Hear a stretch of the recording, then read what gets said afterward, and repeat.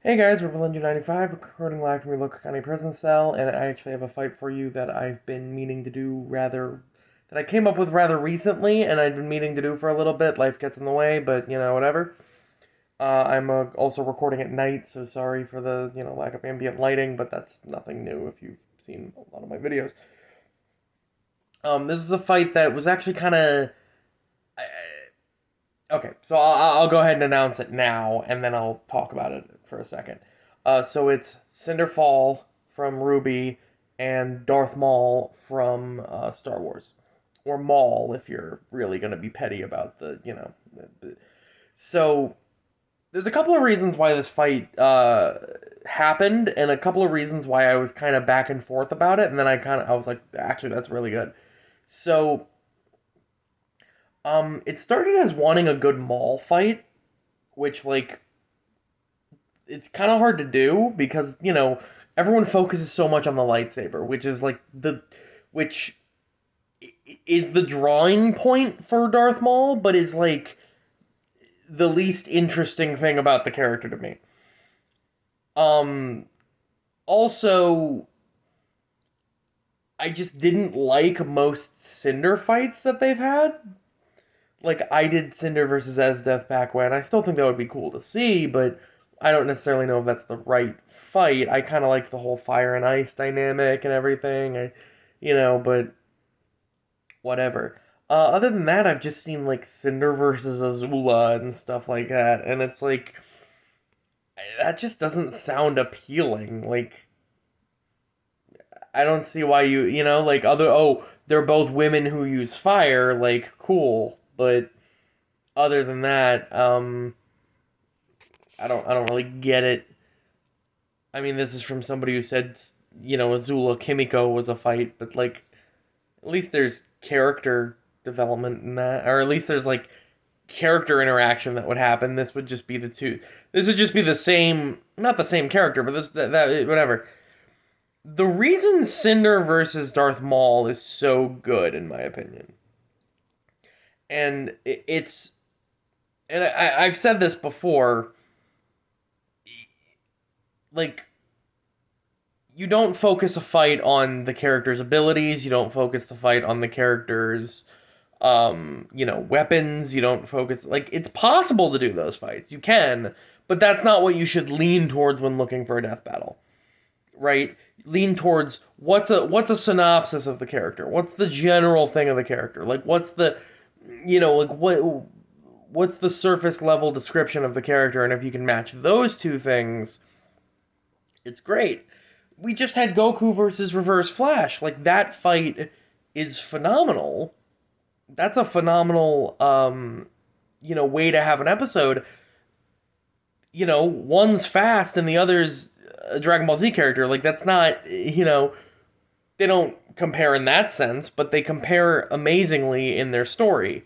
And that's why they should be that's why they're good. That's why it's a good fight. Yeah, they're palette swaps, but like you could have done like Bizarro versus fucking Goku Black or something. So this fight is the best Cinder, or it's the best Darth Maul fight, and I think it's probably the best Cinder fight in my opinion, just because it focuses on the characters' similarities as throughout their story rather than their specific abilities. These are two characters that are too stubborn to die. They become the apprentice of the most evil being in their universe, and then they end up secretly kind of undermining the plans of those beings. Um, and I just think that, I mean, I'm not doing that description justice right now, but if you put them side by side, if you had like a character trailer for both, you'd very easily see like, oh yeah, their stories are actually very similar. Um, but let's go into this. Also, the other reason I was hesitant to do this fight is because I've got a lot of Ruby fights. Um, let's not get into my relationship with Ruby, but they do work very well in Death Battle. Like a lot of Ruby characters do fight other characters very well, so what have you. So I want to space them out, but like this one's really good, so I'm gonna do it. Um, so Ruby, Cinder, um, is one of the kind of servants of Salem who, at a young age, was trained to. Well, at a young age, she was kind of captured as a. She was taken to be like a indentured servant, essentially, and secretly trained to be a huntress before turning on her trainer, killing him, and seeking out on her own until she eventually found her way towards Salem, who kind of promised her the world and all that. Her semblance is, I mean, I could generalize it by saying fire, but it's actually she has very specific applications. Not only can she, yeah, create fire, but she can also she like can superheat an object through touch to the point where touching metal will make it like glow, and then she can when she has something that's been affected by like heated in this way, she can kind of control it in the same way that would control fire. So her fighting style is usually her like I believe her weapon is like it goes into the form of a bow. It's been a spear. It separates into short swords, but her weapon is generally like fragmented metal that she superheats and then kind of can like separate it and reassemble it, and that's why it's been so many weapons. Is she can literally build it, uh, you know, from those fragmented pieces of superheated metal. And again, she can also fight with it while it's superheated, and she can, like just use it as a regular weapon. Aside from that, like she is an incredibly well trained fighter. She's fought, what? She's fought Glinda. She's fought Ruby. She's fought a litany of powerhouse Ruby characters. Um, and that was before she took down the Fall Maiden, stole a portion of her power, and then stole the rest of it subsequently. And the Fall Maiden, or her Fall Maiden powers give her the ability to, like, I think it's wind mostly. She's used lightning before. I remember the Fall Maiden used lightning, so she can basically, I think it's like, yeah, it's like fall weather. So she can create gusts of wind, and she can generate like thunderclouds to, shoot lightning at people. Lightning clouds, I guess they would be. After losing a fight to Raven Bronwyn, or actually, after losing a fight to Ruby, technically, she lost an eye, and then losing a fight to Raven, she had, like, her hand replaced by a Grim. Or no, that was before that. No, she had her eye and arm replaced by Grim. So she does actually have her Grim arm can actually like extend. It's got claws on it, and it can kind of like, it's kind of like she can use it at. It's like a stretchy limb, and I guess it's stronger than a normal arm. I'm not entirely sure about that, but it is like a secondary, surprise weapon she can use. Now I guess we're going to Darth Maul here because this is. I'm gonna remember something about Cinder later, but. So Maul, member of an alien species, picked up by Sidious to be his apprentice, and trained up until the point where he was cut in half by Obi-Wan. Surprise, surprise, he survived. Ended up having to put bionic legs onto himself, like weld bionic legs onto himself. He was driven insane and then kind of got made re-sane by the process. And after coming back, because he couldn't be picked up, because Sidious had already gotten Dooku as a secondary apprentice, Maul just took himself and took to the underground of, crime, and became a prominent force in the underground criminal bracket, and to the point where Sidious actually had to come in and attack him to put him back into his place. So, yeah, you see where I'm coming from with the whole, like, going behind the master's back and making your own plans and things like that, narrowly escaping death on several occasions until he just didn't. He just kind of didn't die, or he didn't live, I should say.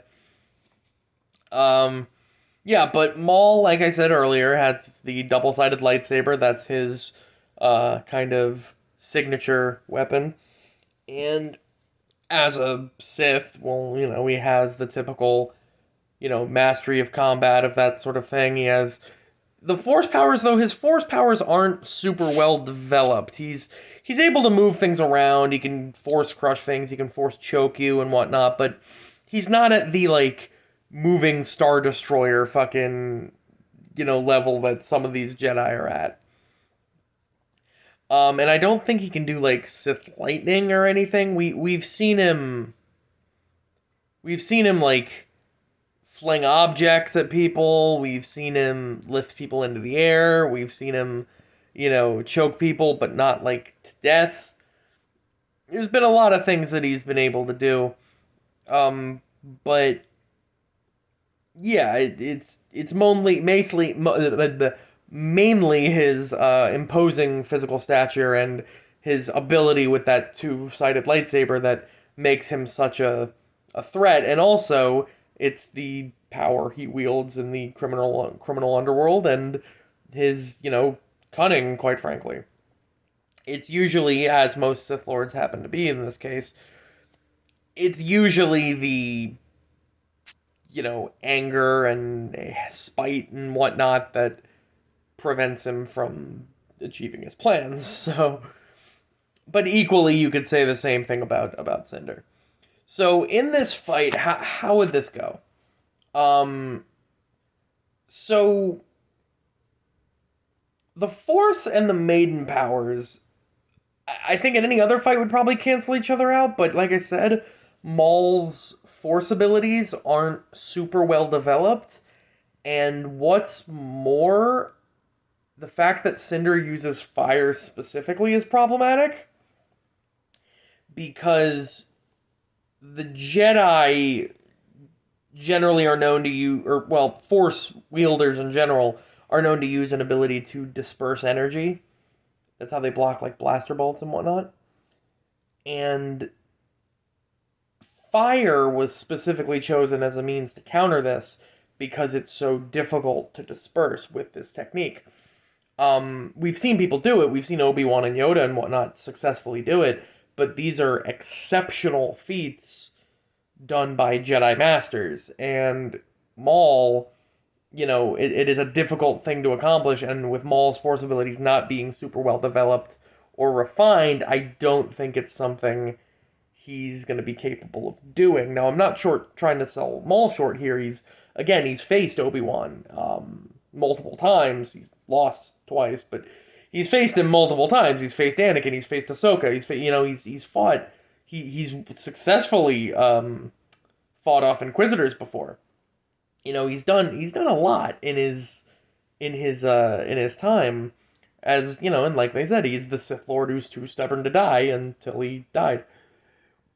But the fire part, I think specifically, is what's going to kind of give Maul trouble.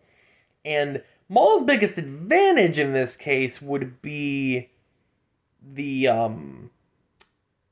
lightsaber, but because it's definitely going to cut through Cinder's weapon. But because Cinder can just kind of like manipulate the shape of her weapon by superheating it and then turn it, like getting it cut in half doesn't really do anything. And in fact, like when she shot the arrow at Pyrrha, she broke it in half intentionally and then reformed it to hit her. So like that's not really too much of an advantage. I think this is a very good fight. I'm making it sound like it's one-sided, but both of these characters, how do I put this lightly? Both of these characters don't have a lot of successful feats to go by. They're mostly like, they fought this guy and lost, and fought this guy and lost. So it's really hard to like pull stats out of anything. But I think by those factors that I've mentioned, because like, the Force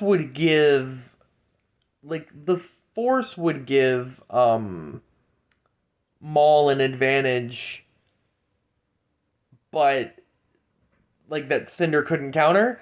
But the Maiden powers and the power of fire are specifically things that I don't think Maul can counter either. And I think fire specifically is something that like is a little too out of Maul's reach to be able to actually withhold. Plus, not to mention his legs are made of metal, so like that's she can superheat. Literally superheats metal as a means of creating a weapon. So like I can see his legs like turning against him at that point. Not literally, I mean like she would like melt his legs or something. So yeah, I think Cinder has this. Anyway, Verbal Engine 95. Yeah.